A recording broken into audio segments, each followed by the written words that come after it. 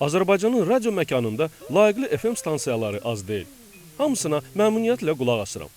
İstedadlı aparıcıları ilə seçilən 102-yə, Azərbaycan təranələrini səsləndirən 106-3-ə, dost səsli 101-ə. Amma Azərbaycanda yalnız bir radiostansiya var ki, mənim musiqimi verir. Radio Lider Caz FM məni kimi böyüyən, məni kimi tərbiyə alan, məni kimi cavanlığını keçirən və məni kimi düşünənlərin musiqisini səsləndirir. Ola bilsin ki, onun dinləyicilərin sayı o biri radiolarla müqayisədə bir o qədər də çox deyil. Amma 107 FM musiqisini dinləyənlər Azərbaycanın elitasıdır. Yaradıcılıq və intellektual elitası. Yox, biznes elitanın xətrinə dəymək fikrim yoxdur. Amma mövcud reallıq biznes elitanın sıx cərgələrində caz həvəskarlarının sayını bir qədər məhdudlaşdırır. Amma irəliləyişlər var. Elitar radionun elitar dinləyicisi olmalıdır. Elitar dinləyici isə həmişə alicənab, optimist və xeyirxah olur. Və o, elitar verilişlər gözləyir. Mən Azər Qəribov həm fikirlərimin gözlərini yolda qoya bilmərəm. Bu yaxınlarda Radio Lider Caz FM dalğalarında mənim yeni radio layihəm işıq üzü və sizin qulağınızı görəcək. Şad xəbər, belə adlanan veriliş 10-15 dəqiqə ərzində sizə yalnız xoş, yalnız sevindirici, yalnız şad xəbər çatdıracaq. Baxın, həftə ərzində biz aldığımız informasiyanın 99,9%-ni bəd xəbər təşkil edir. Radio, televiziya, mətbuat, internet səhifələri bizi işdə, evdə, avtomobildə və hətta istirahətdə belə pis və bəd xəbərlərlə izləyir. Dinlə, bax, oxu, filan yerdə qan tökülüb, orada terror aktı baş verib, burada zəlzələ olub. Avia qəzadan tutmuş Bakının bugünkü xarici görünüşünə qədər. Bəd xəbər sizi yerin dibindən də varsa tapıb çıxarır. Bədbin mühitin təsirindən təngə gələn bəndəniz hər bazar saat 13:00-da sizə istirahət gününü təbəssüm və xoş əhval-ruhiyyə ilə başlamağa kömək edəcək. Efiopiyada daha 100 nəfər axşama bir parça çörək tapa bildi. Amerikada Bill Gates növbəti milyardını qazandı. John lotereyada 100 milyon dollar utdu. İspaniyada uşaq festivalı keçirildi. Qəbələdə Əhməd kişinin inəyi balaladı. İngiltərədə kraliça Londona qayıtdı. Həftə ərzində baş verən şad xəbərləri eşidib, siz yaxınlarınıza qarşı xeyirxah, əhval-ruhiyyəniz sevincli və üzü təbəssümlü olacaqsınız. Şad xəbər optimistlərin verilişi olacaq.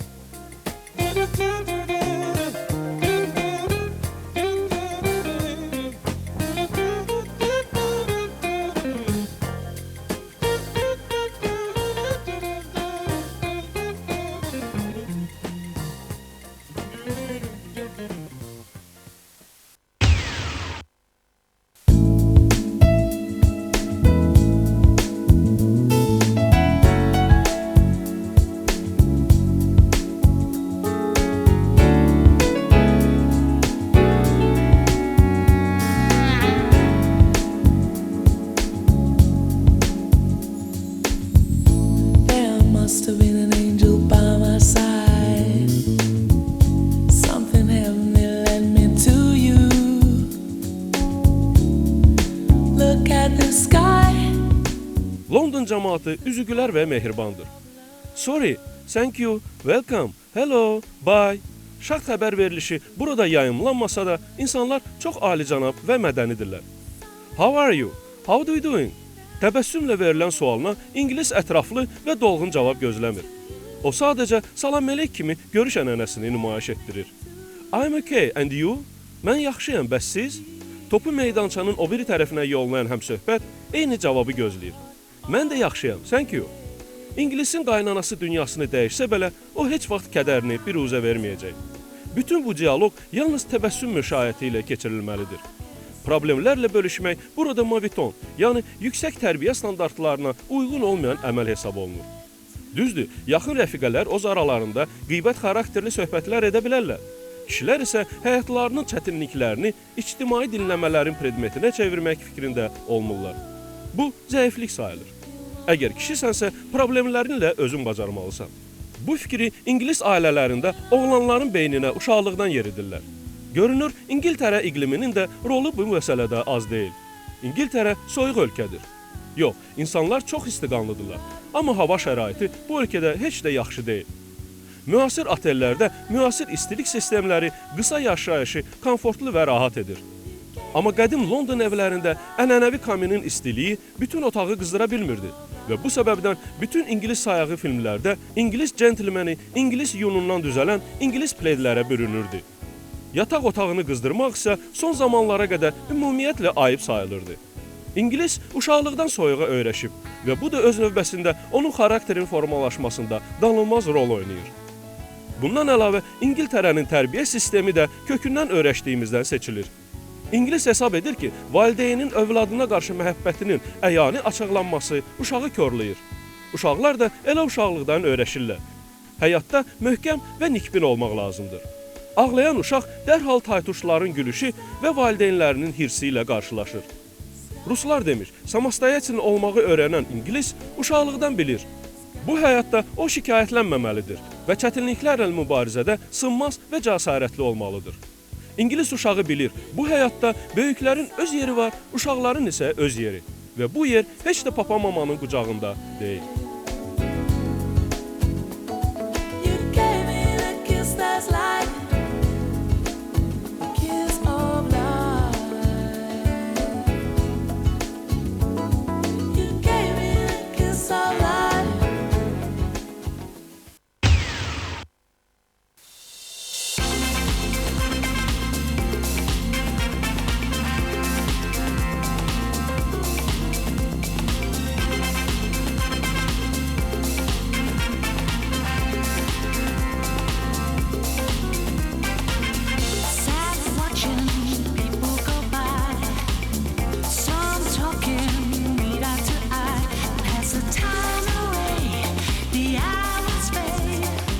Londonun küçələrində hər addım ənənələrlə rastlaşırsan.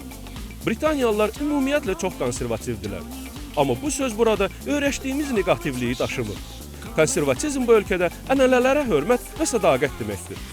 Londonun telefon butqaları, Londonun taksiləri, Londonun avtobusları 20-ci əsrin əvvəllərində xaotik tikinti Bakı sayağı xarakter daşıyırdı.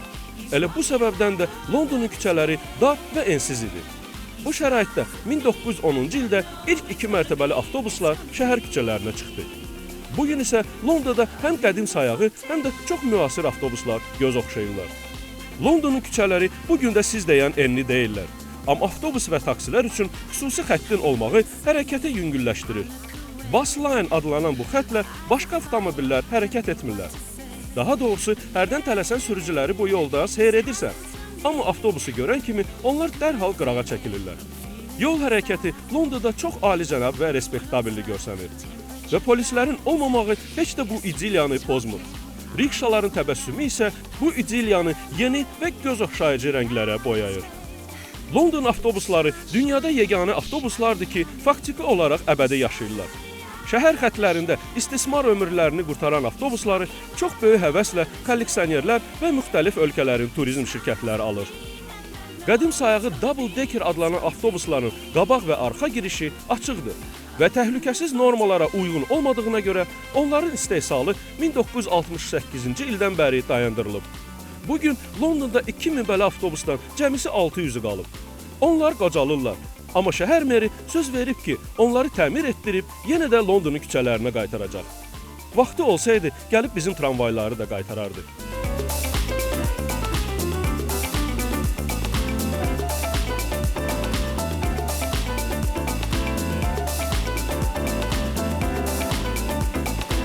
London avtobusları çox rahatdır.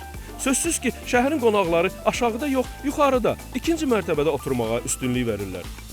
Çünki ikinci mərtəbədən açılan mənzərə inanılmaz cazibədarlığı ilə seçilir.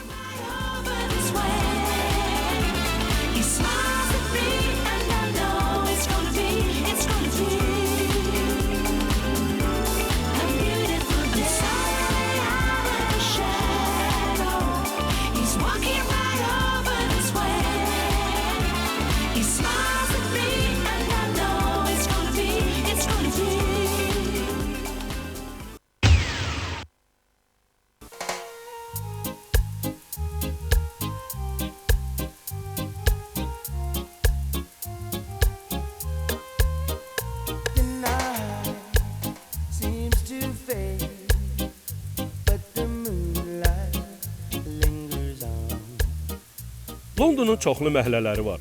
Respektabilli və demokratik məhəllələri. Birində nəinki Afrikadan, hətta Azərbaycandan gələni də görmək mümkün deyil. Demokratik məhəllədə isə demokratik düşüncəli insanlar demokratik tərzdə davranaraq demokratik həyat sürürlər.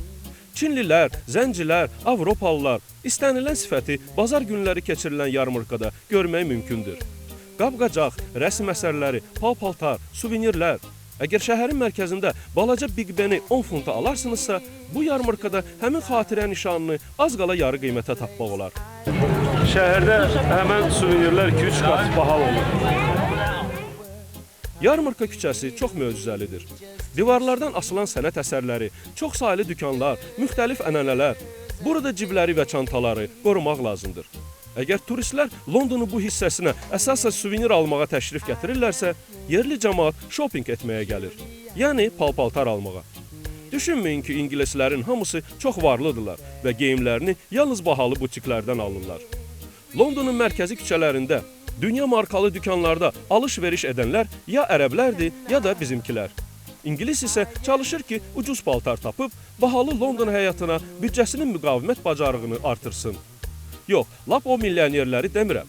Onlar möhtəşəm dükana girib, bir dəfəyə kredit kartını 30-40 minlik yüngülləşdirirlər.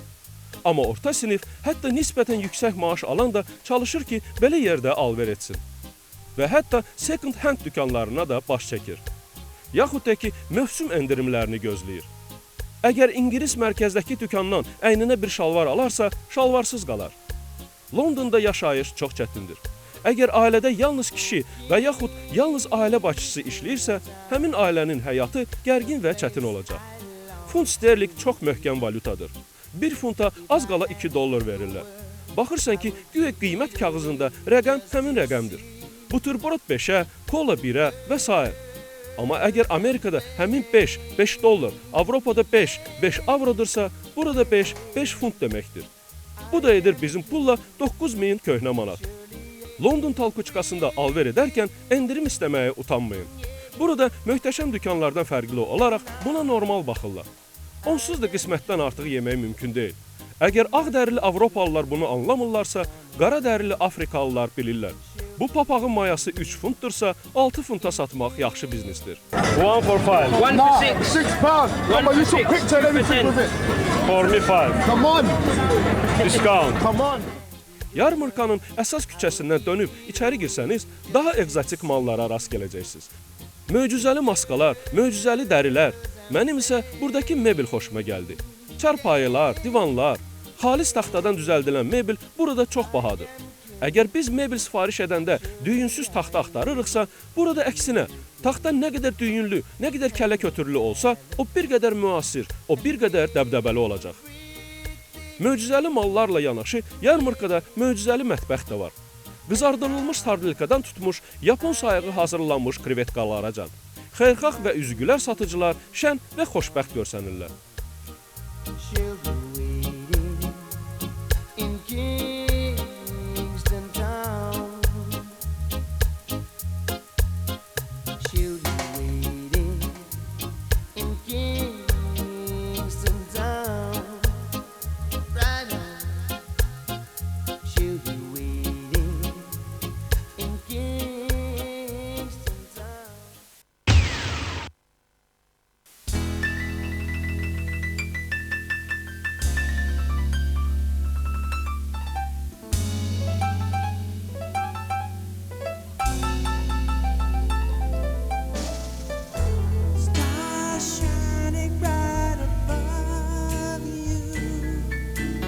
Londonun otelləri özünə məxsus tərzləri ilə seçilirlər. Şəhərin mərkəzində müasir tipli otel görməzsiniz. Şüşə və betonlu otellər şəhərin aralı məhəllələrində yerləşirlər. Samballı mərkəzi məhəllələrdə isə otellər eyni samballıqları ilə seçilirlər. Londona yolum düşəndə həmişə çalışıram Vanderbilt Edwardian otelində dayanım. Çox bəyənirəm bu oteli. Adına layiq respektabilliyi ilə seçilir. Yox, müasir otellər kimi böyük və çox mərtəbəli deyil. Amma bu otelin xolunda elə möhtəşəmlik və samballıq hökm sürür ki, bir qədər balacalığını minnətdarlıq hissi ilə qəbul edirsən. Tipik London oteli olan Vanderbilt Edwardian London üçün elə də bahalı sayılmır. Sutkada cəmisi 180 dollar. Bu həqiqətən də London üçün münasib qiymətdir. Burada 50 dollarlıq otel tapmaq arzusunu gərək unudasınız. Yox, ola bilsin ki tapasınız. Amma bu ya yataqxana sayağı gənclər üçün nəzərdə tutulan hostel olacaq, ya da yarı kriminal məhəllənin yarı kriminal malinası. Həm də 50 dollarlıq otelin otağı elə balaca olacaq ki, orada yalnız siz və çamadanınız yerləşə biləcək. Əlbəttə, siz çamadanın üstündə oturmaq şərti ilə. Otel həm də çox münasib yerdə yerləşib. Dükanlar yaxında, publar yaxında, metro stansiyası yaxında. Həmin oteli sifariş etmək qaydalarını isə siz bu yaxınlarda açılacaq Azərbaycanın ilk turistik internet saytında görə biləcəksiniz. Oralar.az adlanan bu sayt hər şey turistlər üçün, turizm haqda hər şey devizi altında fəaliyyət göstərəcək.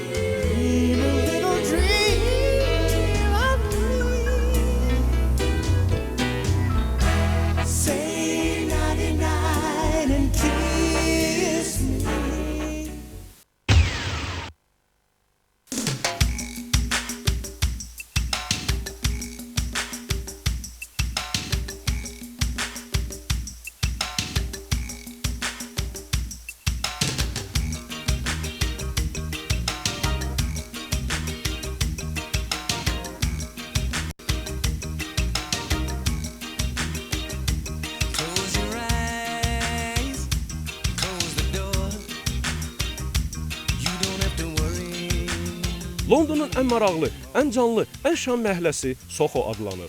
Gecə həyatın mərkəzi sayılan Soho ən inanılmaz arzuları yerinə yetirməyə qadirdir.